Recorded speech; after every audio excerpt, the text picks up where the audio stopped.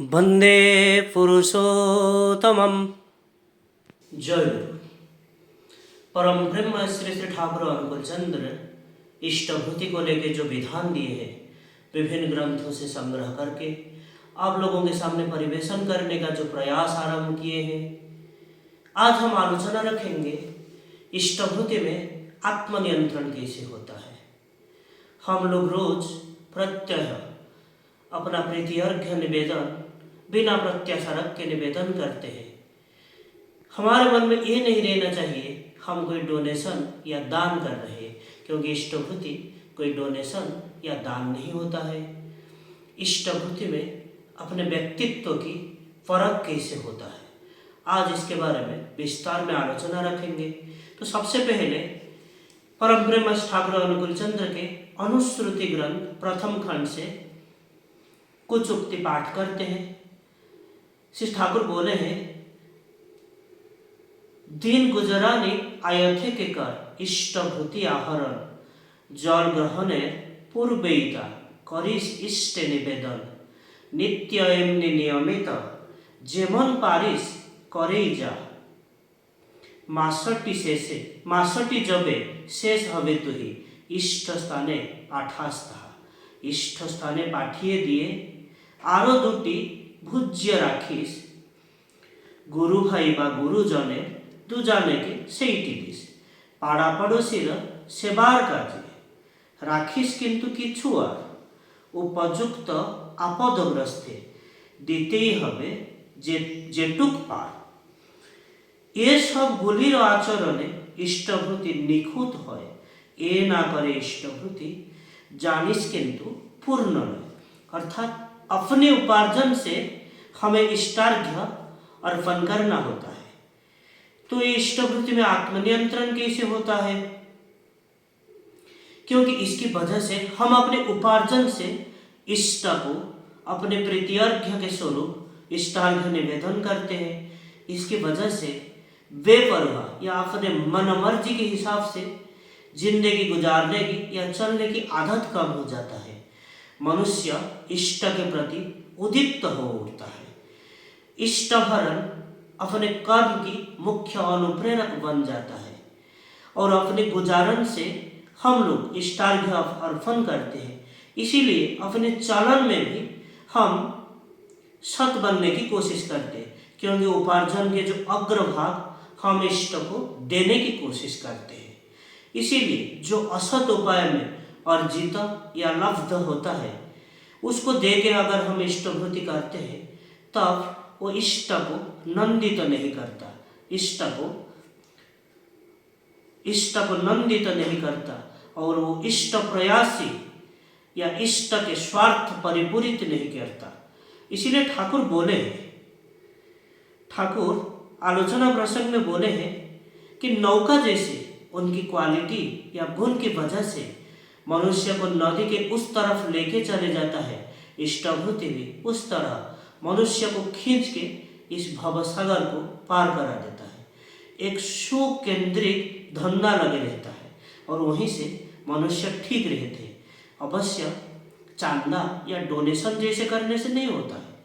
माथे में या अपने दिमाग में एक चाप या दायित्व लगे रहना जरूरी है।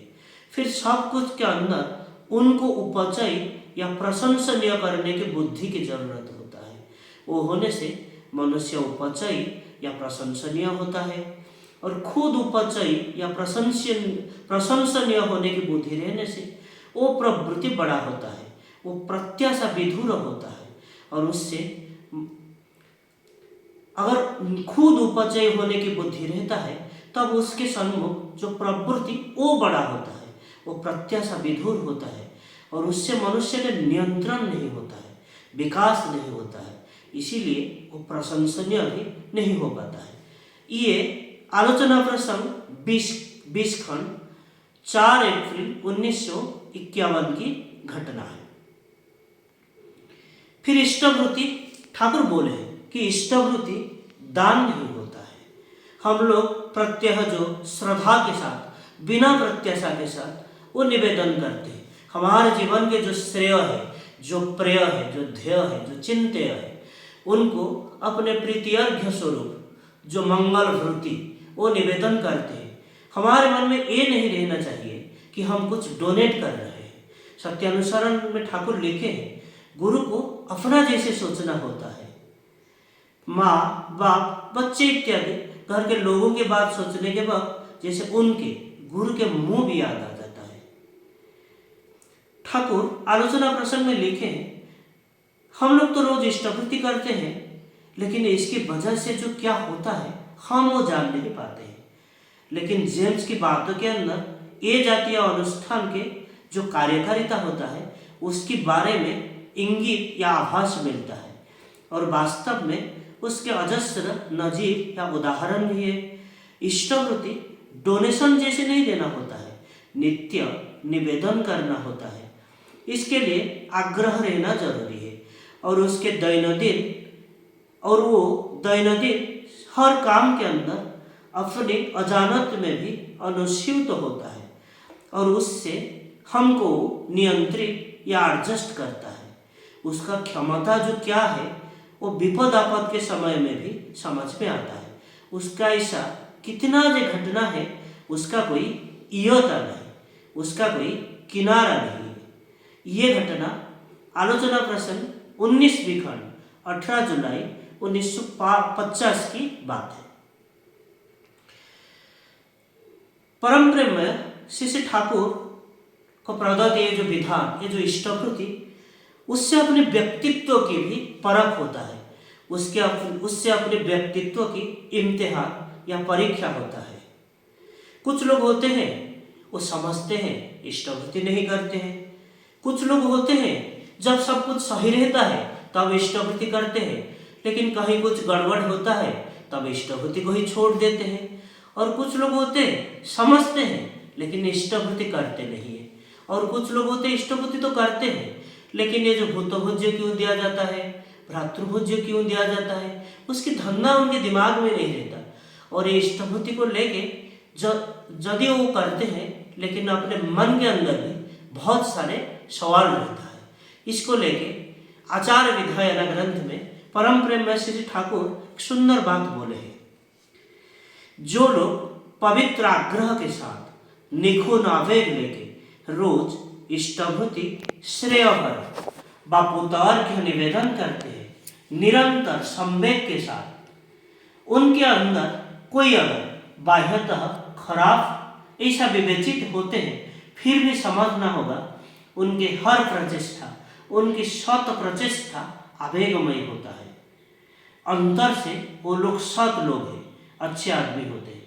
फिर जो लोग इष्टवृत्ति करते हैं लेकिन थोड़ी सी असुविधा होने से ही छोड़ देते हैं, फिर पकड़ते हैं, फिर करते हैं, वो साधारणतः अव्यवस्थ होते हैं।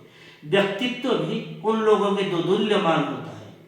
लेकिन जो लोग समझते हैं, आग्रहशील होके इष्टवृत्ति व श्रेयभरण के सिद्धांत भी ग्रहण करते हैं, फिर भी वो करते नहीं, कहते हैं ना करके भी तो अच्छा हो, करूँगा भाई क्यों। वो लोग कितना क्यों जमकायदा इंसान क्यों ना हो, प्रवृत्ति ही उन लोगों के प्रभु होता है। असत दीपना में वो लोग अभिभूत होते हैं। प्रवृत्ति के नंदना ही उनको अच्छा लगता है। आदमी के हिसाब से वो लोग शुभ प्रयासी नहीं होते हैं। फिर सुसिद्धांत जिन लोगों के अटूट होके रहता है, जैसे भी हो, व्यतिक्रम कोई नहीं ले आता है। जीवनदान उन लोगों के सख्त रहता है।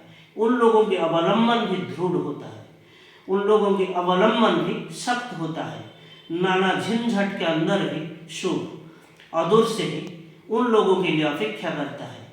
कौन दोष प्रतुर, कौन गुण प्रतुर, कौन अव्यवस्था, उसका तुट का फर्क ही इससे होता है। ये जो इष्टवृत्ति, इसको हम लोग बहुत अवहेलन करते हैं, और उसके अवहेलन से हमारे व्यक्तित्व के विकास या व्यक्तित्व में बाधा आता है, उसकी परख होता है। ये व्यक्तित्व विकास की अंतराय और सार्थकता की जो मंथरता, वो डिपेंड या निर्भर करता है हमारे जो इष्टार्घ्य निवेदन के ऊपर।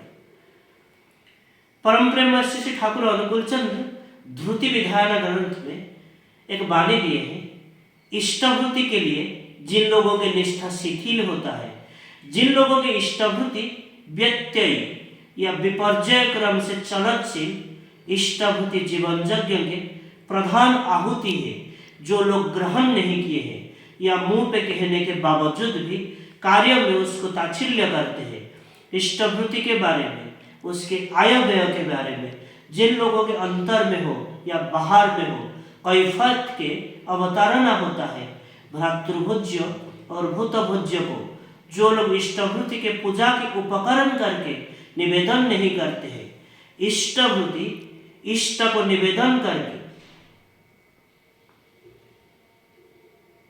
आत्म प्रसाद के बदले जो लोग अवशोष ही करते हैं, इस तरह के जो लोग होते हैं, उन लोगों की इष्टवृत्ति सत्ता के प्रशस्तिकर नहीं हो पाता है। ऐसे क्षेत्र में भी इष्टवृत्ति करना बुरे का अच्छा जीवन को कुछ दूर तक आगे ले जाता है, फिर भी इस तरह की इष्टवृत्ति इष्ट के निकट सार्थक नहीं हो उठता, वही भूति कलंक मर्दित भी हो उठता है और उसके निवेदन भी प्रतिष्ठा लाभ नहीं करता। इसीलिए उसकी सार्थकता अतिमंथर व्यत्यय या विभ्रांति के कवल कलुषित होता है। इष्ट क्या वो ग्रहण करते हैं, वो उत्सर्ग क्या जीवन के संवर्धना या उत्सर्जना सृष्टि कर पाता है, वो कभी भी नहीं है।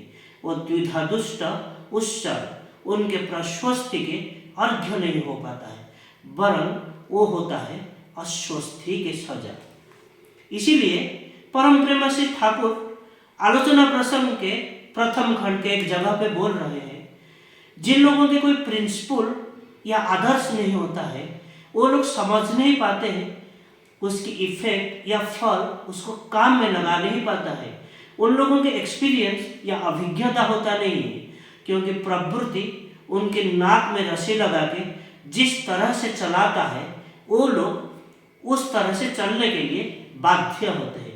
विचार विश्लेषण करके सत्ता पोषण जैसे वो जी नहीं पाते हैं या चल नहीं पाता है। ये घटना आलोचना प्रसंग प्रथम खंड